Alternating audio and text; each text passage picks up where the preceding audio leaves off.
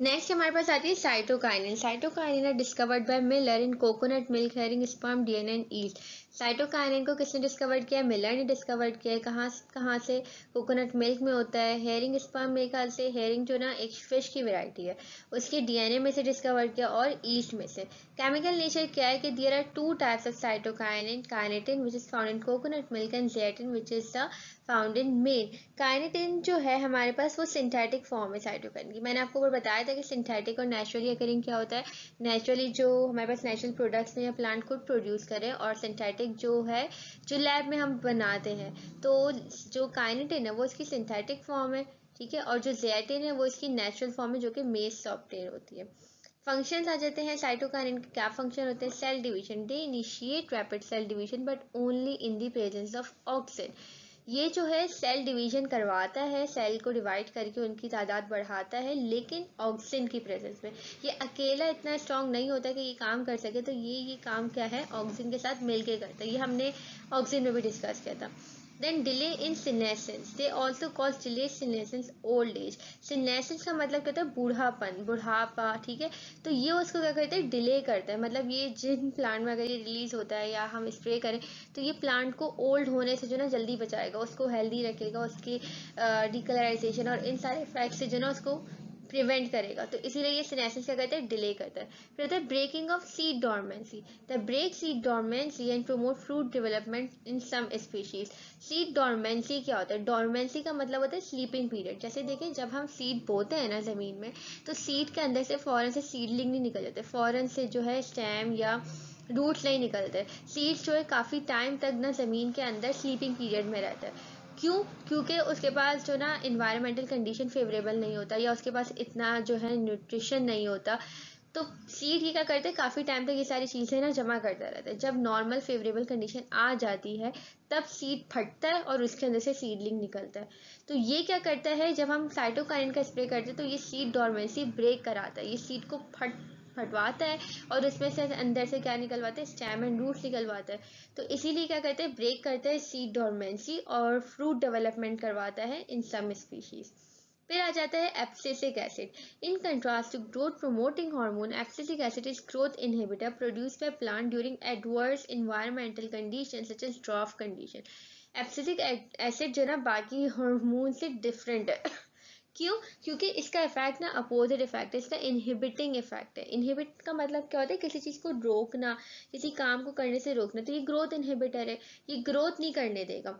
ये कब रिलीज होता है? ये एडवर्स इन्वायरमेंटल कंडीशन में होता है, जब ड्राफ्ट कंडीशन हो, जब पानी की बहुत ज़्यादा कमी हो।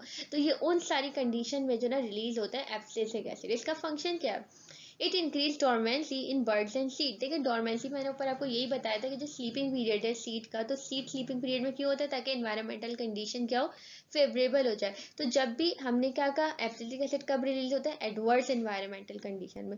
तो जब भी एडवर्स कंडीशन होगी, तो ये क्या करेगा? सीड डॉर्मेंसी बढ़ा देगा, डॉर्मेंट पीरियड बढ़ा देगा, सीड को स्लीपिंग पीरियड में रखेगा, ताकि जो है सीड अभी स्लीप रहे, और अभी इसकी जो ना डॉर्मेंसी ब्रेक ना हो। वरना जो है उसको सब कुछ न्यूट्रिशन भी चाहिए होगा, एनवायरमेंटल भी फेवरेबल चाहिए होगा, तो ये वेट करवाता है सही इन्वायरमेंट आने की। फिर क्या है? It causes stomata to close. देखिए, फिर रिलेट करें आप इसको एडवर्स कंडीशन से। एडवर्स कंडीशन में पानी नहीं है, तो ये क्या करेगा? स्टोमेटा को क्लोज करवाएगा, ताकि जो है वाटर लॉस होने से बचाया जा सके। तो ये stomata The next point is it turns leaf primordia into scales। देखिए, फिर से वही बात है कि ये एडवर्स कंडीशन में रिलीज हो रही है, तो ये क्या करेगा कि प्राइमोडिया को स्केल में कन्वर्ट कर देगा। स्केल क्या, हमने जैसे चैप्टर 1 में पढ़ा था, आपको याद होगा कि होम्योस्टेसिस में, कि जब भी जीरोफाइट्स प्लांट में पढ़ा था, जैसे हमने कि जब भी ऐसी कंडीशन हो कि पानी बिल्कुल नहीं हो, तो प्लांट्स क्या होते हैं? कुछ मॉडिफिकेशन करता है, अपनी शेप चेंज करता है, ताकि जो है वो सरफेस एरिया कम हो जाए। जितना सरफेस एरिया कम होगा, उतना लो ही ट्रांसपायरेशन होगा, उतना ही कम पानी जो है वो लॉस करेगा। तो ये क्या करते हैं कि अपने लीव्स का साइज चेंज करके स्केल फॉर्म में ले आते हैं, ताकि जो है कम ट्रांसपायरेशन हो और एडवर्स इफेक्ट से ये बचा सकें। देन लास्ट हमारे पास आता है ethene. It is a gas which also act as a growth inhibitor. It triggers ripening of fruit. It contributes in leaf abscission and also break the dormancy of seeds and bud. It also initiates flowering in plant, example pineapple. Ethene जो है वो gaseous form में होती है, मैंने आपको बताया था। ये कैसे काम करती है? ये ग्रोथ इनहिबिटर के तौर पे काम करती है। इनहिबिटर का मतलब अगेन क्या होता है, जो कि रोकना, ठीक है, ग्रोथ होने से रोकना। फिर जो मेन फंक्शन आता है ना इथीन का, वो मेन फंक्शन क्या आता है कि ये ट्रिगर करता है ripening of fruit. Ripening of fruit क्या होता है? राइपनिंग ऑफ फ्रूट मतलब फ्रूट के पकने को ये ट्रिगर करता है। ये किस तरह से करता है? ये क्या करता है, जो सेल होते हैं, सेल मेम्ब्रेन की परमिएबिलिटी को अफेक्ट करते हैं, मतलब उसकी परमिएबिलिटी को चेंज करता है। और क्या करता है कि कुछ एंजाइम होते हैं, उस एंजाइम को जो है ना अंदर लेके जाता है और क्लोरोप्लास्ट को ब्रेक करवाता है। होता है क्या, जो कच्चे कच्चे फ्रूट होते हैं वो ग्रीन कलर के होते हैं, ठीक है, ग्रीन कलर के होते हैं क्योंकि इनमें क्लोरोप्लास्ट, क्लोरोफिल बहुत ज़्यादा मौजूद होता है। तो फ्रूट जब पकते हैं तो आपने देखा है वो रेड, येलो, ऑरेंज, जो भी उनका रिस्पेक्टिव कलर होता है उस कलर में चेंज हो जाते हैं। तो ये फ्रूट राइपनिंग किस तरह से कराते हैं कि ये सेल परमिबिलिटी को ऑल्टर करता है और एंजाइम जो है अंदर जाते हैं। एंजाइम जाके क्या करते हैं, ऐसे एंजाइम होते हैं वो जाके क्लोरोप्लास्ट को ब्रेक करते हैं, क्लोरोप्लास्ट को ब्रेक करते हैं into red and yellow colours, ठीक है, रेड एंड येलो कलर्स में वो करते हैं और फ्रूट को राइप करवाते हैं, उसको पकवाते हैं, ठीक है। तो इस तरह से ये राइपनिंग ऑफ फ्रूट्स करवाते हैं। Then it contributes in leaf abscission. Abscission क्या होता है? एब्सिशन मैंने आपको बताया था कि बुढ़ापे को हम कहते हैं एब्सिशन, ठीक है, या ओल्ड एज को कहते हैं। तो ये लीफ एब्सिशन करवाते हैं, मतलब लीव्स को ये गिरा देते हैं, खुद झड़वाते हैं। इस वही वजह है कि क्यों झड़वाएंगे, ताकि पानी के लॉस से बचा सकें। And also breaks the dormancy of seeds and bud. अच्छा, इसके अलावा इनका अच्छा काम किया कि ये सीड डोरमेंसी भी ब्रेक करवाते हैं कुछ स्पीशीज में, और फ्लावरिंग भी इनिशिएट करवाते हैं, जैसे कि पाइनएप्पल फ्लावरिंग जो है ये करवाते हैं कुछ प्लांट्स के अंदर। तो this is all about the phytohormones in plant. The next topic is biological clock, a control system which is found in all living organisms which control physiological and metabolic functions according to time is called biological clock. It is an independent time measuring system. देखिए biological clock क्या होती है? ये एक system है जो कि naturally हमारी सबकी बॉडी में, लिविंग ऑर्गेनिजम्स की बॉडी में मौजूद है। ये एक इंटरनल नेचुरल क्लॉक सिस्टम मौजूद है हम सबकी बॉडी में, इवन इन प्लांट्स, ठीक है। इससे क्या मुराद है कि ये हमारी तमाम फिजियोलॉजिकल एंड मेटाबॉलिक एक्टिविटीज़ को कंट्रोल करता है irrespective of the external stimulus. मतलब ये एक्सटर्नल स्टिमुलस पे डिपेंड नहीं करता, ये अपना खुद ब खुद काम करता है। जैसे कि एनिमल्स हैं, अगर आप एग्जांपल लें कि एनिमल्स हैं, हम उनको बताते हैं कि रात हो गई आप सो जाएं, या हम उन्हें बोलते हैं कि नहीं दिन हो गया आप जाग जाएं, नहीं, वो अपने ही टाइमिंग्स के लिहाज से जागते भी हैं, सोते भी हैं, उठते भी हैं। इवन अगर हम अपनी एग्जाम्पल्स भी लें तो अगर पूरे रात में हमारे हर जगह पे रोशनी भी हुई हुई है, पूरे घर में सब जगह, लेकिन तब भी हमें ऑटोमेटिकली नींद आने लग जाएगी। क्यों? क्योंकि ये हमारा इंटरनल क्लॉक सिस्टम है जो हमें बताता है कि आपका अब सोने का टाइम हो गया है या आपका अब जागने का टाइम हो गया। सुबह हम तो सो रहे होते हैं, हमें तो नहीं सूरज की रोशनी नजर आ रही है, हमारे पास अलार्म क्लॉक नहीं है, लेकिन हमारी ऑटोमेटिकली सुबह आँख खुल जाती है। तो ये सब कौन मैनेज करते हैं, कौन मेंटेन करता है, कौन कंट्रोल करता है? ये बायोलॉजिकल क्लॉक सिस्टम होता है जो कि इनहेरेंटली बॉडी के अंदर मौजूद होता है। इसी तरह से अगर हम प्लांट्स की एग्जांपल लें तो अगर कोई प्लांट जो है वो अगर डे में ओपनिंग करते हैं अपने फ्लावर्स की, ठीक है, तो अगर हम उसको नाइट में ले जाके रख देंगे वो तब भी ओपन ही रहेंगे, ठीक है। बेशक वो लाइट की ड्यूरेशन पे डिपेंड करते होंगे, लाइट की इंटेंसिटी पे डिपेंड करते होंगे, बट वो जो नेचुरल उनका फिनोमेना है, जो बायोलॉजिकल क्लॉक है जो कहती है कि दिन में आपने ओपन होना है, तो वो ओपन होंगे उस टाइम के according. So this is biological clock. अब इसमें दो टर्म्स और आती हैं, कहती है बायो रिदम और बायोलॉजिकल रिदम, और दूसरी आती है सर्केडियन रिदम। बायोलॉजिकल रिदम क्या कहती है? In living things the behaviour activities occurs at regular interval which are called biological rhythm और रिदम। देखिए रिदम क्या होता है? रिदम मतलब एक सीक्वेंस में चलना या एक इंटरवल में चलना, जैसे वो एक्टिविटीज जो थोड़े थोड़े टाइम बाद जो है दोबारा रिपीट हो, लेकिन इक्वल इंटरवल में रिपीट हो रही है। जैसे आज वो काम हुआ, फिर 2 घंटे बाद वो हमने काम किया, फिर कल भी हमने वो काम किया, फिर कल 2 घंटे बाद वो काम किया। तो ये जो एक्टिविटीज़ कहलाती है ना, ये रिदमिक एक्टिविटीज़ कहलाती हैं, और ये लिविंग ऑर्गेनिज्म में होती है तो ये बायो रिदम कहलाती है। जैसे कि मैंने आज सुबह का खाना नाश्ता किया, उसके 4 घंटे बाद या 5 घंटे बाद मैंने दोपहर का खाना खाया। अब कल भी जो है मैं सुबह का नाश्ता करूंगी, उसके 5 घंटे बाद जो है दोपहर का खाना खाऊंगी। तो वो एक्टिविटीज़ जो थोड़े थोड़े ड्यूरेशन से और इक्वल इंटरवल ऑफ टाइम में रिपीट हो रही है वो कहलाती है बायोलॉजिकल रिदम। देन आती है सर्केडियन रिदम।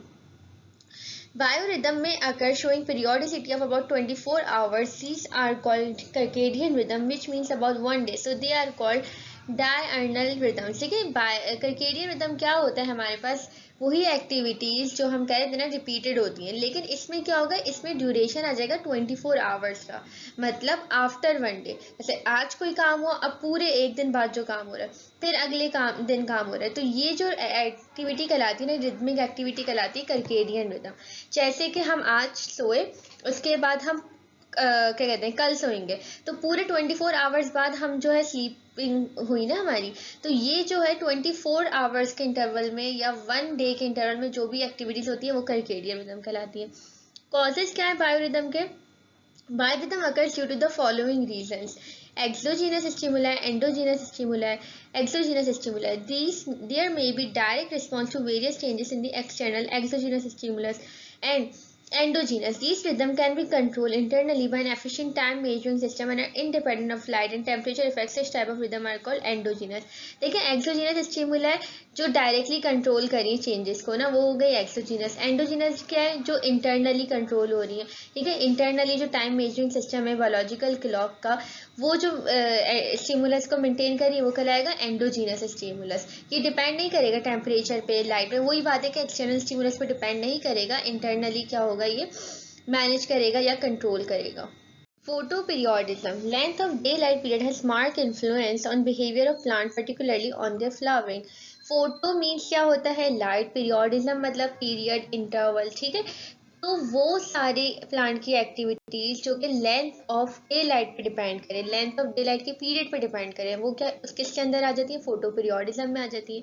तो फोटो पीरियड होता है ना, मतलब जितनी देर लाइट का ड्यूरेशन है, उसका जो एक खास इन्फ्लुएंस होता है प्लांट की एक्टिविटीज के ऊपर। तो उसी चीज को हम स्टडी करते हैं under this topic photo periodism में। इसकी ज़्यादातर डिटेल जो है चैप्टर नंबर 4 में मौजूद है, वहाँ पे हम और डिटेल में इसको डिस्कस करेंगे। Phenomenon in which the influence of day length on plant is studied is called photoperiodism. वो सारे फिनोमेना या वो सारे एक्टिविटी जो कि डे लाइट पे डिपेंड करते हैं, डे लाइट के पीरियड के ऊपर डिपेंड करते हैं, कितनी देर तक वो डे लाइट रहती है उसके ऊपर डिपेंड करते हैं, वो आते हैं फोटोपीरियोडिज्म में, ठीक है। इसमें हम एग्जाम्पल ले लेते हैं long day and short day plant की। शॉर्ट डे प्लांट्स जो होते हैं उनको डे पीरियड क्या होता है? कम चाहिए होता है, उनको जो डे लाइट होती है वो कम चाहिए होती है। और जो लॉन्ग डे प्लांट्स होते हैं उनको जो है उनकी फ्लावरिंग तब होती है जब उनको जो है ज़्यादा टाइम पीरियड मिलता है, किसका? डे लाइट का। मतलब उनको लेंथ ऑफ पीरियड जो डे लाइट का वो ज़्यादा लंबा चाहिए होता है, तभी वो फ्लावरिंग करेंगे। जो शॉर्ट डे प्लांट है, अगर हम उनको बहुत सारी लाइट दे भी देंगे ना, लेकिन उनमें फ्लावरिंग नहीं होगी, क्योंकि उनको एक मखसूस पीरियड चाहिए, मतलब उनको शॉर्ट डे चाहिए, short length of time period चाहिए डे लाइट का। तो ये दोनों एग्जाम्पल्स आ जाती है फोटो पीरियोडिज्म की। Now the next topic is responses of plants to environmental stress. Change in environmental condition are the big threats for living organisms, especially for plants. These factors, which changes the normal condition of light, carbon dioxide, nutrient, and temperature, causes severe stress on plant. Stress can be defined as an environmental factor that causes adverse effect on growth, reproduction, and survival of an organism. देखिए responses of plant to environmental stress में क्या है कि plants जो हैं वो किस तरह से रिस्पॉन्ड करते हैं इन्वायरमेंटल चेंजेस पे, लाइक टेम्परेचर की चेंज हो या लाइट की चेंज हो या कार्बन डाइऑक्साइड की चेंज हो, तो प्लांट उसको किस तरह से रिस्पॉन्ड करते हैं, इस सेक्शन में हमने ये डिस्कस करना है। अब कुछ प्लांट्स ऐसे होते हैं जो इसको कोप अप कर जाते हैं, कुछ के लिए कंडीशन क्या हो जाती है? फेटल हो जाती है और वो डाई हो जाते हैं। अब जो प्लांट कोप अप कर जाते हैं इस कंडीशन को, तो वो किस तरह से करते हैं? वो कुछ इवोल्यूशन करते हैं, कुछ अडेप्टेशंस करते हैं अपने अंदर, अपने इन्वायरमेंट के लिहाज से कुछ अडेप्टेशंस करते हैं, कुछ चेंजेस करते हैं ताकि वो इस स्ट्रेस को ओवरकम कर सकें। तो हम यही डिस्कस करेंगे फर्दर डिस्कशन में। The more common environmental stresses for plants are water shortage, drought condition, less common oxygen supply, high concentration of salt in soil, high temperature, लो और cold temperature and herbivory overgrazing, ठीक है। ये 6 तरह के stresses हैं environmental stress, जिसमें हमें देखना है कि प्लांट किस तरह से रिस्पॉन्ड करता है।